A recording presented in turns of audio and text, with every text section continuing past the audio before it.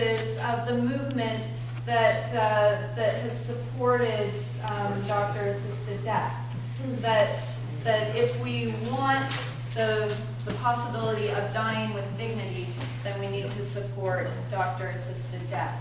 I'm not using that title as a way of saying that that there's a conclusion to our conversation. I'm not trying to advocate or support one stance or another, and neither is Scott. We are simply trying to open up the conversation and to facilitate it in a faithful way. So I just wanted to make that clear, that we're not leading the conversation into a particular political stance. We're just trying to talk together about death and about what dignity actually means. Okay? So I'm going to turn the floor over to Scott, and away we go.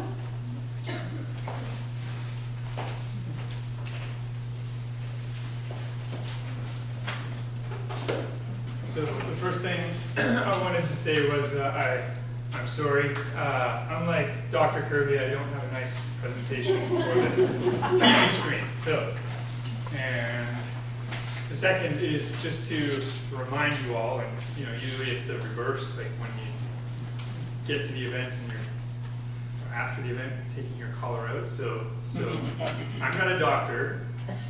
I'm a priest.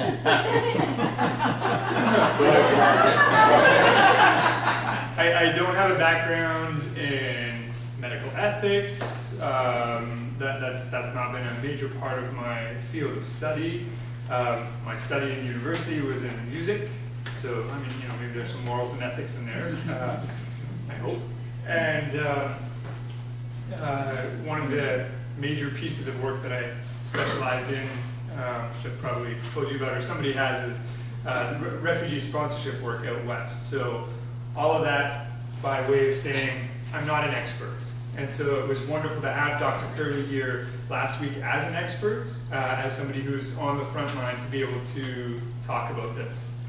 Now, I don't think I should assume, because I don't know most of your work histories and what you've done, but hands up if there are any ethicists or... Okay, good, I feel slightly better.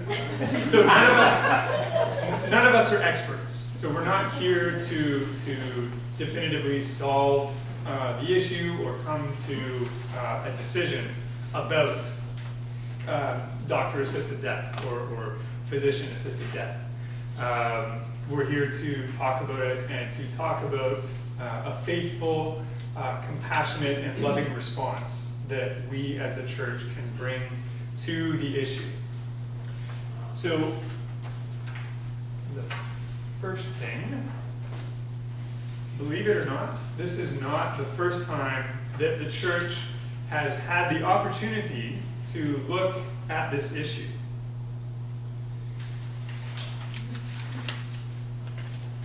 The ethics group of the Doctrine Subcommittee, Doctrine and Worship Committee, 1995, the Anglican Church of Canada. Chair, the Reverend Victoria Matthews, who's now the Right Reverend Victoria Matthews, Bishop in New Zealand. Draft statement on assisted suicide. Our guiding principle is that we are made in the image and likeness of God, and our life is a gift to us from God. God has created us for God's self, and the time of our living and our dying is not in our hands. In Romans, St. Paul says that we do not live to ourselves and we do not die to ourselves. We are members of Christ's body, each member being an integral and important part of that body. The request for assistance in committing suicide is to be taken seriously as a failure of human community. The Christian vocation is to keep faith with and show respect for another by keeping company with them through the terminal stages of a disease or the lifespan of a disability. We, the church, look with deep compassion on the suffering of all God's children. We are called to promote the value and dignity of human life in the face of all forms of suffering, by such measures as palliative care or good pain management. The Christian response is always one of hope. This hope exists in the context of the physical, emotional, and spiritual support offered by the community and contradicts that chosen physical death for oneself or for another is the only solution. 1995. March 6th, 1998. Euthanasia Task Group, Faith, Worship, and Ministry. Draft statement on euthanasia and assisted suicide. It starts off with the same two references to Scripture, that we are made in the image of God and likeness of God, and our life is to be seen as a gift. That St. Paul says that we do not live to ourselves and we do not die to ourselves. We are members of Christ's body. The Anglican Church of Canada shares with other Christian communities in a long history of providing many forms of healthcare, healing, and support of the suffering and dying. Churches have actively supported the development of palliative care facilities and practices, including pain management. And this commitment is expressed in the central role they have played in the development of hospices and palliative care institutions in many parts of the world. Christians are called by God to take part in caring communities that make God's love real for those who are suffering or facing death. It is through these communities that we bear witness to the possibility that human life can have dignity and meaning even in the context of the realities of pain, suffering, and death. We believe we share with other members of society on both sides of this issue a concern for the protection of human persons and respect for their dignity of life. However, there are reasons to believe that the legalization of euthanasia could present special risks for those in our society who are already vulnerable. Continues on for a bit from there. So in the light of these considerations, we believe that respect for persons would not be well served by a change in law and practice to enable a physician, family member, or any private citizen to take the life of another or assist in their suicide. Both the request for assistance in committing suicide and the provision of such assistance in committing suicide must be taken seriously as a failure of human community. The Christian response is always one of hope. From this hope there arises the commitment to give all members of society, especially the most vulnerable, the assurance that they will be supported in all circumstances of their lives, that they will not have dehumanizing medical interventions forced upon them, and that they will not be abandoned in their suffering. Good medical practice sustains the commitment to care even when it is no longer possible to cure. Such care may involve the removal of therapies that are ineffective and or intolerably burdensome in favor of palliative measures.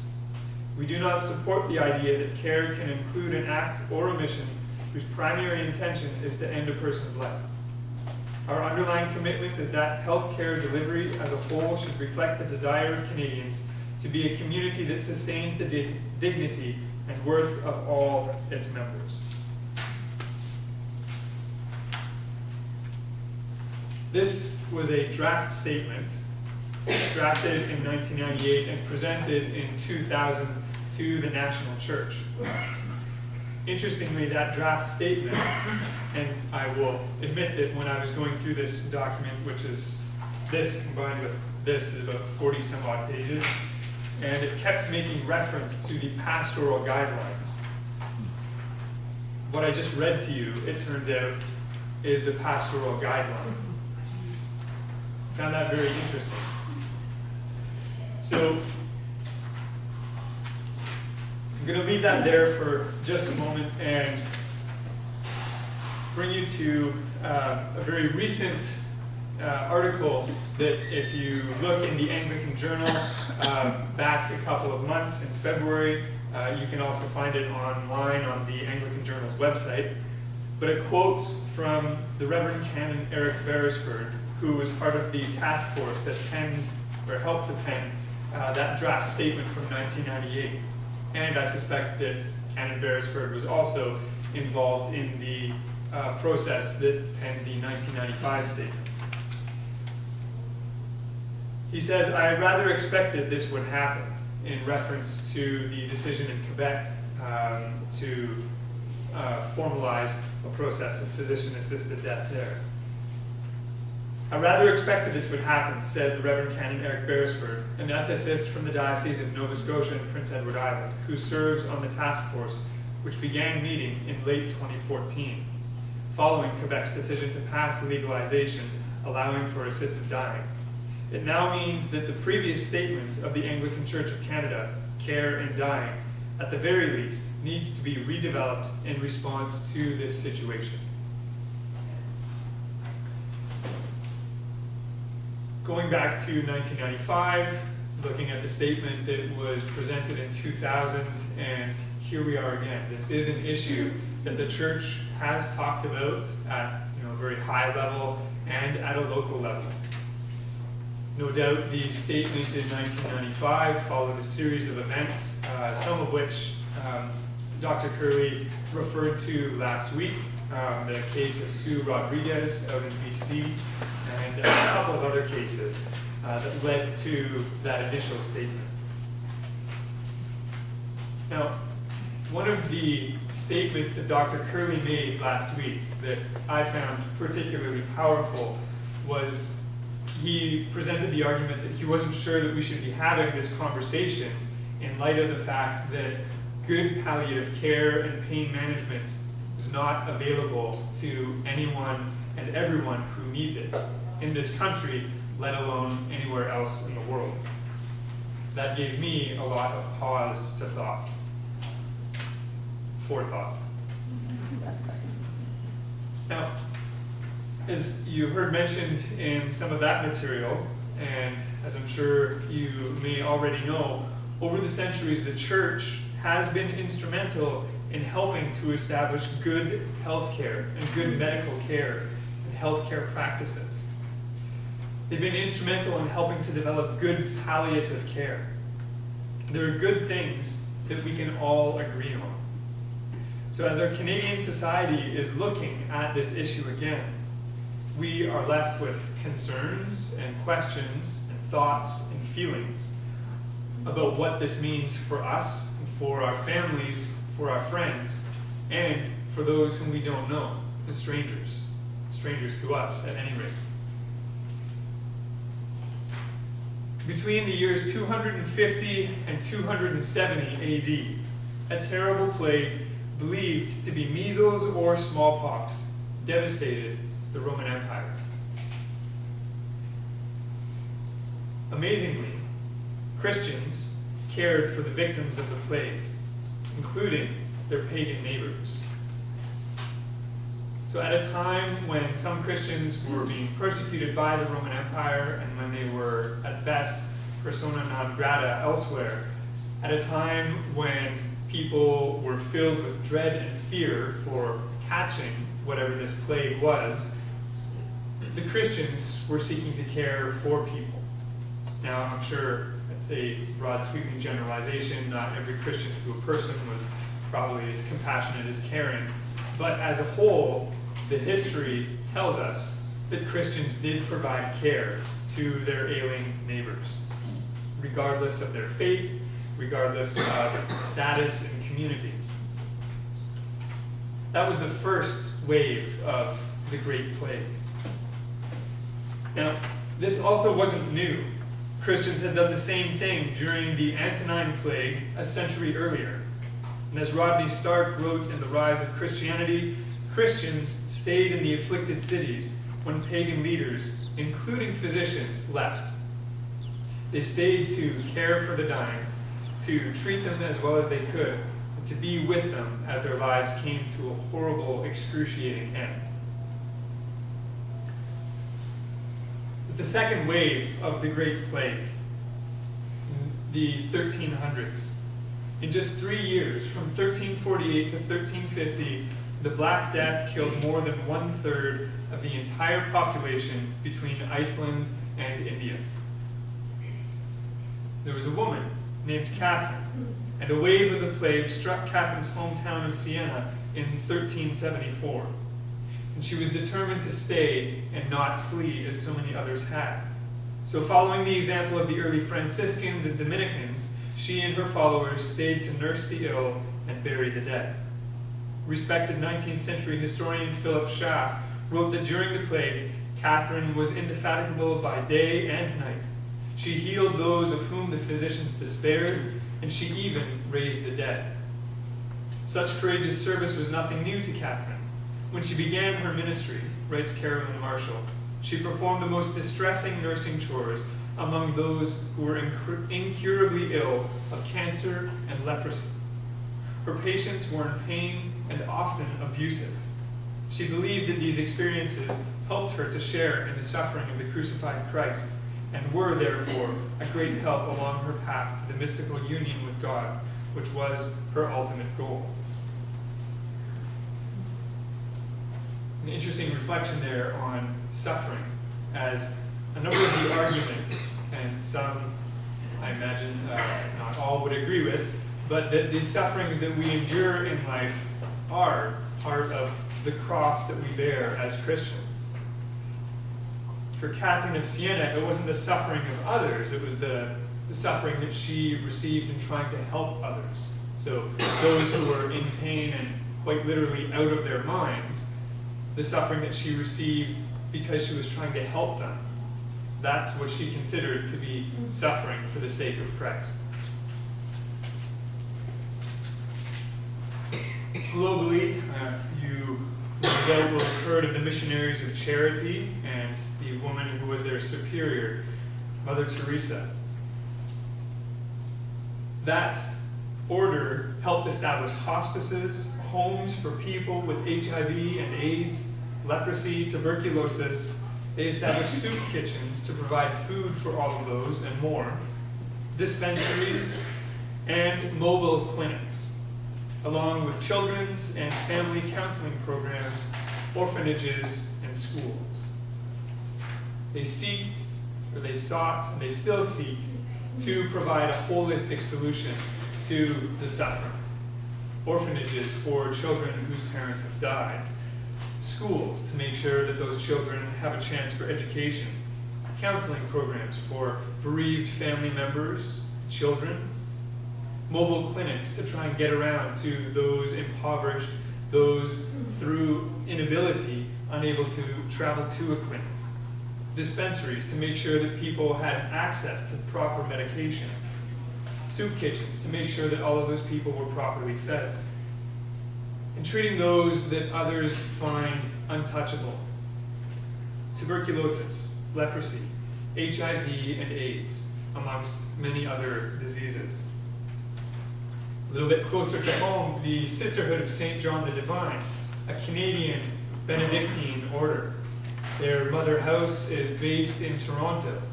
St. John's Rehab Hospital, although very few of the sisters actually work there now, for years that hospital was staffed entirely by the Sisters of St. John the Divine.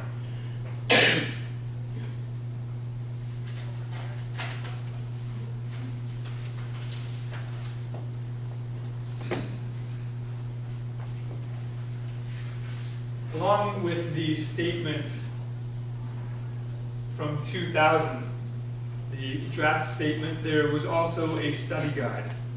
The study guide gave some case studies to look at. Case studies that sounded very much like the ones that Dr. Curley presented us with last week. Just like the case studies that Dr. Curley presented, these are real situations. These are the higher profile ones that were used in the case study. Nancy B., who had been a healthy and active woman in her early 20s. However, she acquired an extremely severe form of Guillain-Barré syndrome, which required her hospitalization for 2.5 years. Her illness rendered her incapable of movement, and she was completely bedridden. She was reliant on others to provide for every aspect of her physical needs. She was also dependent on a ventilator to assist her to breathe. Her mind, however, remained unaffected by this terrible disease. And in 1991, Nancy B. expressed to her physician her desire to have her ventilator turned off so that she could be allowed to die. She continued to express this wish over the next year. And unsure of how to proceed, her physician sought the support of the Quebec Supreme Court to remove Nancy from the ventilator. The Supreme Court ruled that stopping the ventilator was legally permissible. What Nancy B. is seeking, relying on the principle of autonomy and her right to self-determination, is that the respiratory support treatment being given her cease so that nature may take its course, that she be freed from slavery to a machine as her life depends on it. So since Nancy B. was unable to move, the removal of her ventilator would require the assistance of her physician. The court permitted this act on the basis that such an act constituted the termination of a treatment refused by the patient. Further, the court argued that its effect was to allow the underlying disease to take its natural course and did not constitute assisted suicide.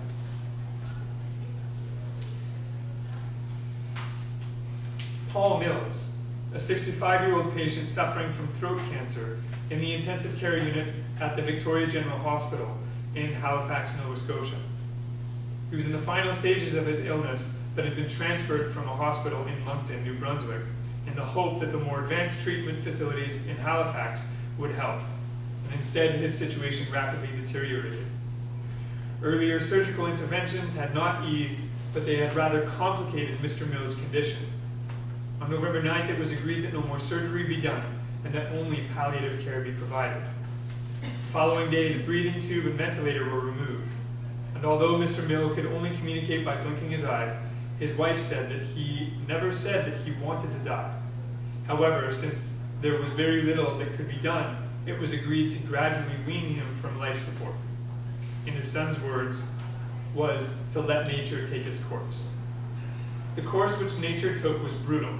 According to the nurse caring for Mr. Mills, he writhed in agony, gasping for breath. He received potentially lethal doses of the narcotic painkiller, I'm going to say this incorrectly, Dilaudid, thank you. And this appeared to have little to no effect on his condition. And a respirologist was called in who administered nitroglycerin to lower blood pressure in an attempt to relieve his symptoms. This also had no effect. Finally, the doctor administered potassium chloride, a compound that will stop the heart unless it is highly diluted. And a few minutes later, Mr. Mills died. The doctor was disciplined by the hospital for her actions, which suspended her from the intensive care ward for 3 months with pay.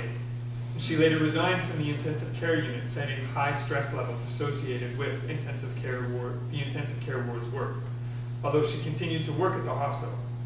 Some physicians at the hospital, unhappy with the handling of the case, reported her to the police, who arrested her in May of the following year. The case was, however, dismissed. It turned out that the catheter into which the narcotics had been administered and into which the potassium chloride was injected was incorrectly inserted, and the drugs were entering Mr. Mills' body cavity rather than his veins. It could not be shown, therefore, that the injection administered by the doctor was the cause of her patient's death.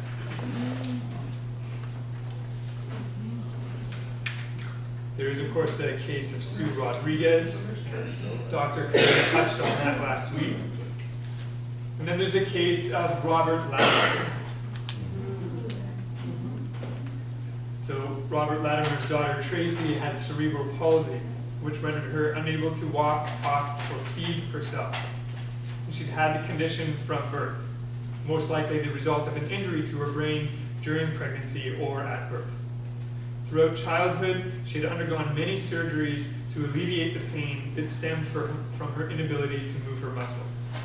And a further operation was proposed to try and help Tracy.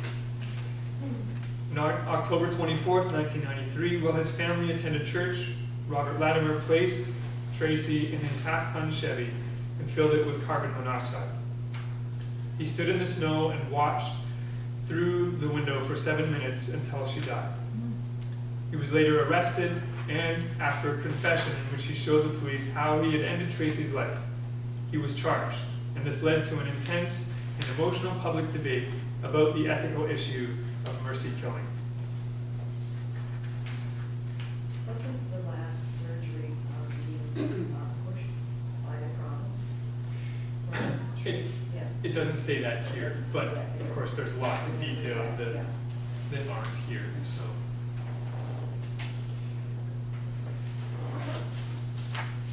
these are all very complex cases.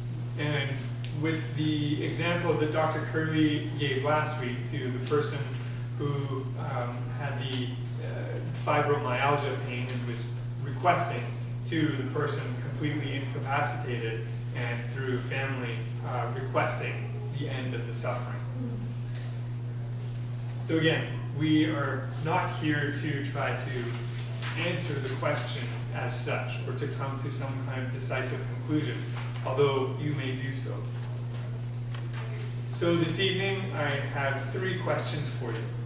My hope is that we can just, where you are, sort of turn and speak in smaller groups, and we can talk through these questions, and we'll have a chance to share with a larger group any pertinent points or specific things that you want to address coming out of that. The questions all sound very similar. They all come from the same place. You will have time to address each one or as you wish.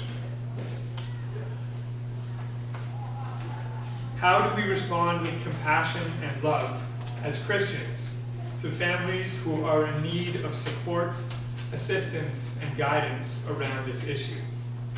Remembering that none of us are experts. How do we respond with compassion and love as Christians, either individually or corporately, to people, to individuals who support what we individually or corporately are not able to? How do we as Christians respond with compassion and love to people who make choices that we do not agree with?